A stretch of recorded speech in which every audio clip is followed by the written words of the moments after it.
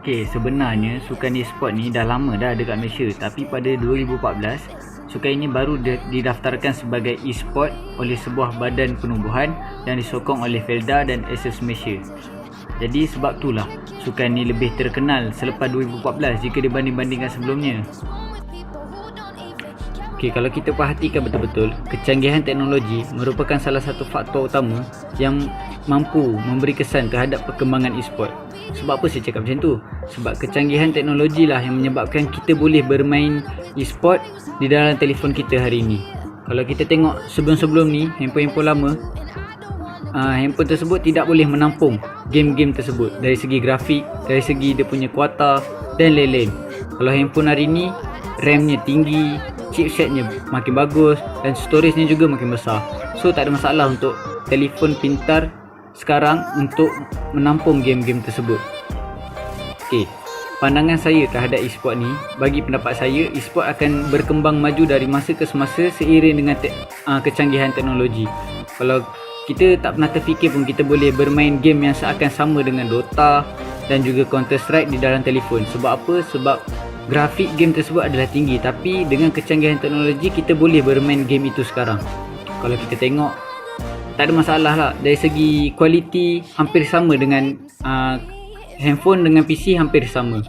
Malah sukan e-sport ni juga boleh memberi manfaat kepada diri sendiri dengan menjana keuntungan, menjana pendapatan dan lain-lain. Kalau kita tengok sukan e-sport ni bukannya kita boleh menjana keuntungan melalui kejohanan saja, tapi ia boleh menjadi sebuah pekerjaan kepada individu. Kita ambil contoh Solos yang menjadikan e-sport ni sebagai platform untuk dia mendapatkan pendapatan dengan melakukan live streaming, konten dan lain-lain. Pandangan saya terhadap e-sukan di Malaysia ni adalah ia akan semakin maju dan semakin disertai oleh ramai orang. Sebab apa? Sukan ni bukan saja boleh memberi manfaat kepada industri sukan negara, tapi ia juga boleh memberi manfaat kepada diri sendiri juga. Jadi ramai orang akan lebih tertarik untuk melibatkan diri dengan sukan. Saya terhadap e-sport sukan ni adalah e-sport ni dia tak macam dulu. Dulu ibu bapa sering menganggap permainan video ni sebagai perkara yang buang masa. Tapi namun tidak juga pada masa kini, kerana ramai individu yang menjadikan sukan ni, permainan video ni sebagai kejayaan mereka. Sebagai contoh, mobile gaming seperti Solos, Fredo dan tim-tim sukan yang lain menjadikan membuat tournament sebagai tempat mereka bertanding. Manakala pada PC gaming pula atau PS4 konsol seperti Castro, HD Gamer, Buga dan sebagainya menjadikan e-sport ni sebagai kejayaan mereka. Mereka masuk tournament dan mereka dapat duit.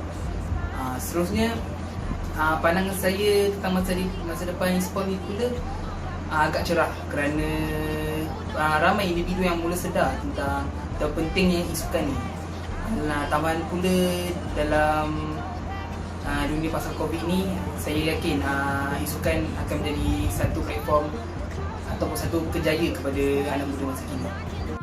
Assalamualaikum warahmatullahi wabarakatuh. Nama saya Muhammad Zaid Ikmal Bejo Ujang. Pada hari ini saya ingin bincangkan dengan anda semua tentang apakah pendapat saya berkaitan dengan e-sport di Malaysia. Pada pendapat saya, masa depan e-sport di Malaysia ni semakin maju dan mempunyai peluang cerah untuk membanggakan nama Malaysia di seluruh dunia. Pada pendapat saya, sebahagian daripada golongan muda ni menjadikan e-sport sebagai platform utama untuk mencari rezeki dan untuk mengembangkan bakat mereka. Sebagaimana kita tahu, kebanyakan ibu bapa dahulu tidak menyukai anak-anak mereka untuk terlibat dengan e-sport ni, sebab banyak di antara mereka memberikan tanggapan yang negatif. Namun berbeza pada masa kini, kerana zaman sudah berubah, sebahagian daripada orang muda kini menjadikan e-sport sebagai untuk mencari rezeki. Itu saja pandangan saya. Sekejap. Aduh, baiklah Jan.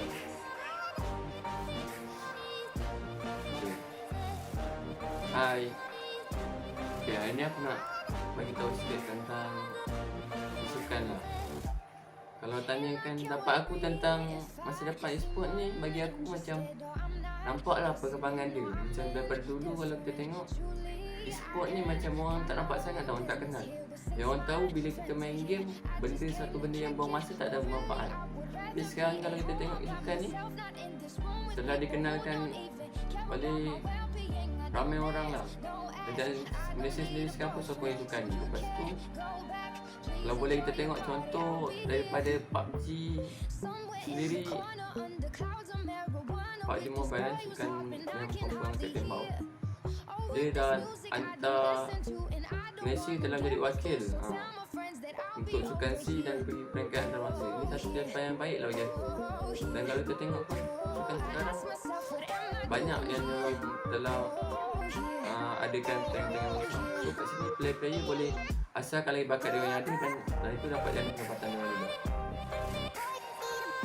Dan kebanyakan daripada orang yang sukan ni dia akan secara tidak langsung ada yang melibatkan diri dengan streamer ni pun bagus saja. Dia boleh tunjukkan lah skill kawan main game, tak kali stream kau buat main game betul dapur.